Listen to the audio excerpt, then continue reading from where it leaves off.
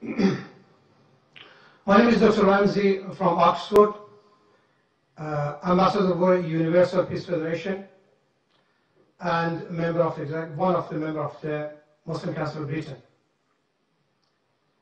I would like to say you are doing an excellent job. God bless you.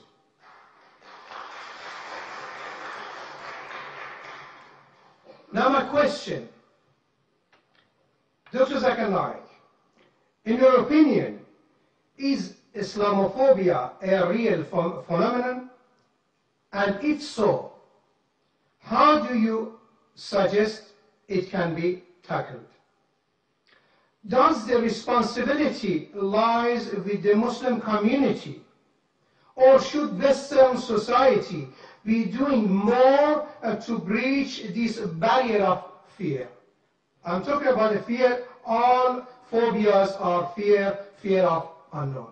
Thank you. The brother asked a very good question, that is Islamophobia a real phenomena? How should it be tackled? Is it the responsibility of the Muslim community to do it? Yes, there is Islamophobia, especially in this 21st century. And as I mentioned in my speech, I believe one of the major reasons for this Islamophobia is the media. And I said in my speech that the media spreads several misconceptions about this religion of Islam. I do agree it is the duty of us Muslims that we should spread the true teachings of Islam. I'm aware that there are black sheep in the Muslim community. I'm not saying all Muslims are 100% pious, all are good. There are black sheep in every community, including Islam. What does the media do? They pick up the black sheep of the Muslim community and they portray on the media as though they're exemplary Muslims. What we have to do is we have to portray the right teachings of Quran and the sayings of the Prophet Muhammad, peace be upon him. And if any Muslim is involved in doing acts which are against the religion of Islam, which are acts of terrorism, killing of innocent human beings, it is the duty of us Muslims that we should tell such people it is haram. There are some people who are being misguided and they are being brainwashed into saying that killing innocent human being is part of Islam. You will get reward.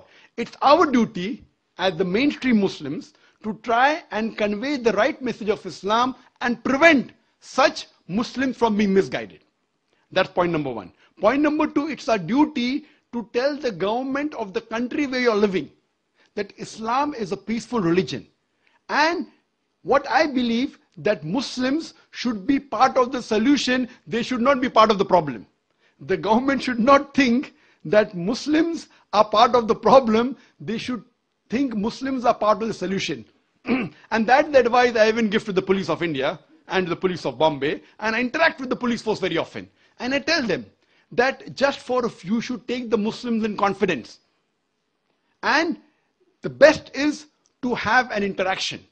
I have addressed many police officers from very different countries, and we should try and have a question and answer session and remove the misconception in their mind and prove to them that Islam is one of the most tolerant religion, it's a peaceful religion, and if you know the teaching of Islam, surely the least person that you'll have to fear is fear a true Muslim.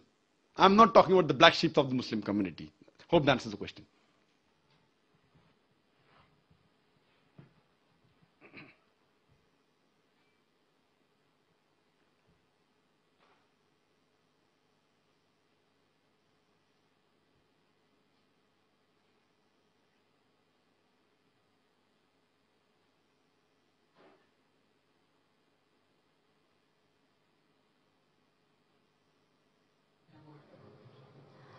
Dr. Naik, I'm Yasmin, I'm a student at the university, and my question is sort of related to the last question.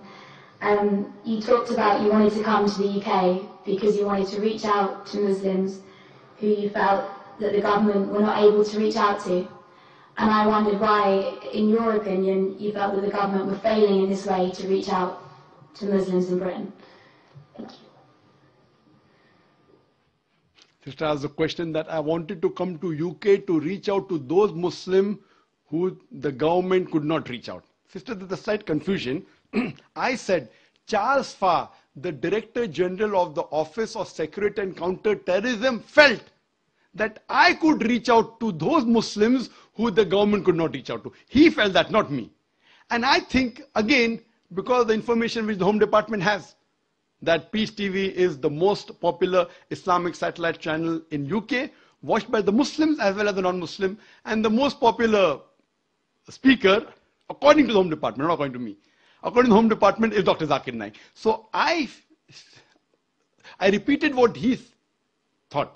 He thought that I could reach better. Maybe he thinks that my speeches have influence, and he may have read my speeches in context. That's the reason he was not in favor of the Home Secretary that she passed the exclusion order. Hope that answers the question.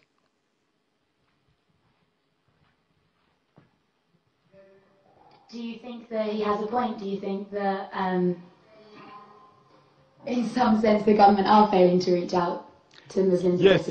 If you ask my opinion, that do I agree with the thoughts of Charles Farr that the government is failing out? Yes, I do agree with him. I do agree because, as I said in my earlier answer, that the government should not think that Muslims are part of the problem. The government should think that Muslims are part of the solution. Because a Muslim, there are many Muslims who are British citizens, and it's the duty of every Muslim to follow all the laws of the country staying in, as long as the law does not force him to do something which is prohibited in the religion or prevents him from doing something which is compulsory in religion. As far as India is concerned, I do not know of any rule or any law in the constitution which forces a Muslim in India to do something which is prohibited. Neither does it prevent me from doing something which is compulsory. So I am a practicing Muslim and I'm proud to be an Indian. So I'm proud to be an Indian Muslim. Similarly, there are many Britishers who I feel may be feeling the same. They may be Muslims and they may be following the laws of the country, so they're British Muslims. So I feel that the government should take in confidence, and what they should do, that they should see to it that this maligning by the media should stop. And the best example is myself. I mean, there are 100 million viewers of Peace TV. And there are millions of people who tell that I am the ambassador for peace. They say I'm a peaceful person. There are many heads of states of several foreign countries, many. They have called me as the state guest. So do you mean to say all these state guests of several countries, the president, the prime minister, the king, the sheikh, they meet me, they have dinner with me. Do you mean to say they're meeting a person who is promoting terrorism? A person who spreads hate? So what I'm saying, that this is all again manipulated by the media. So the government should not fall prey to the media and take any decision hastily. What they should do, they should give a chance for the person to clarify. And then I'm sure that most of the misconception will be removed, and I'm sure that UK would be a more peaceful country to live in. Hope that answers the question.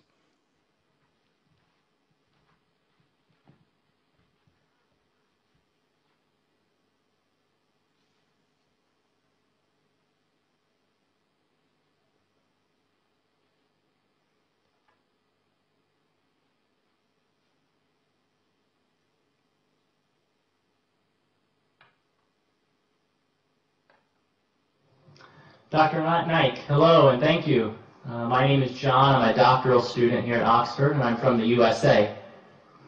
My question has to do with persecution, specifically how former Muslims are sometimes killed if they have chosen to leave Islam, deciding that another religion is more true. For example, my girlfriend is Turkish and she lives in Turkey.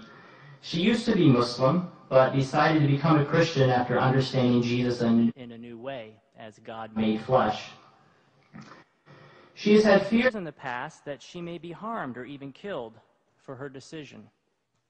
In light of the recent attention to this matter in Pakistan with Miss Bibi and the blasphemy laws, my question is this: what are you doing, or what do you plan to do, to educate Muslims that if someone chooses to leave Islam, that person should not be killed?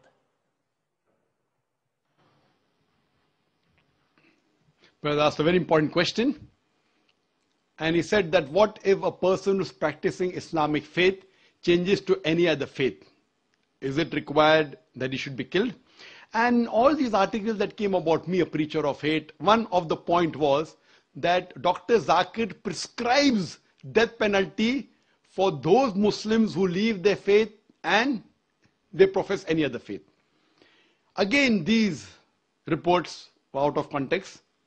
They took up a portion of my speech where I said that many scholars say that a Muslim who leaves this faith and professes any other religion, death penalty is the punishment. But I went on to further say that death penalty is not a standard punishment for any Muslim who leaves this faith and professes any other religion.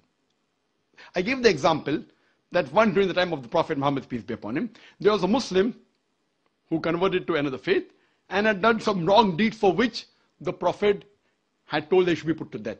But later on, when Hazrat Usman, may Allah be pleased with him, he approached the Prophet and said that the man should be forgiven. The Prophet pardoned him. This incident proves that death penalty is not the standard rule for any Muslim who changes his faith. If he does some act which requires to be punished by death, depending upon the act he has done. But according to Islam and according to Prophet Muhammad, peace be upon him, according to me, death penalty is not the standard rule for any Muslim who changes his faith and professes any other religion. And that's what I've told in my talks. But unfortunately what they do, they pick up a portion of my speech from the YouTube and they show it to the Home Secretary and the Home Secretary believes it. What you have to see is in context. I have to give one more example I'd like to give. That the moment I was banned in UK, I was supposed to travel to Toronto, Canada. Immediately when the ban was effected, even my visa for Canada was cancelled. They also had a 5-year visa. And I heard on the Toronto news, it says, here the preacher of the preacher of hate. Hear what he says. And then they show my clipping. That when you beat your wife, don't beat on the face, point number 1. When you beat, you should not leave a mark on the body. Finish. Now they are showing a clipping, a portion of my answer. Anyone who hears these two statements, when you beat your wife, don't beat on the face. When you beat, you do not leave a mark on the body. A person would think that Zakir is showing how to beat your wife without leaving a mark. It was a portion of my answer when a non-Muslim asked the question that doesn't the Quran say that you should beat your wife? And I said the Quran says in Surah Nisa, chapter number 4, verse number 34. It says that when your wife is disloyal to you, first you admonish her. Point number 1. Admonish her first. Then you stop talking to her. Then stop sharing her bed. Then you can beat her lightly. The Arabic word is daraba. And when someone asked Ibn Abbas, may Allah be pleased with him, the companion of the Prophet, he said it means like beating with a toothbrush. And further the commentary says, so the Prophet said, when you beat your wife, you should not beat on the face, point number 1. Beat her in such a way that there's no mark left on the body. So this part was shown and I continued. Islam and Quran never suggest wife bashing. It means you should beat with the toothbrush lightly. In modern terminology, I said beating with a handkerchief. Just a symbolic beating, such that you don't beat on the face, even the symbolic beating, and don't beat in a way in which there's no mark left on the body. That means it's an admonition. It's just a symbolic beating. So they cut off all the portion and show only 2 sentences of mine, and they promote that Zakir is a person who's against women. So these things were also done regarding the death penalty for a person who changes the faith from Islam. But as I told you, in Islam, the standard rule is not death penalty for a Muslim who changes his faith to any other religion. Hope that answers the question.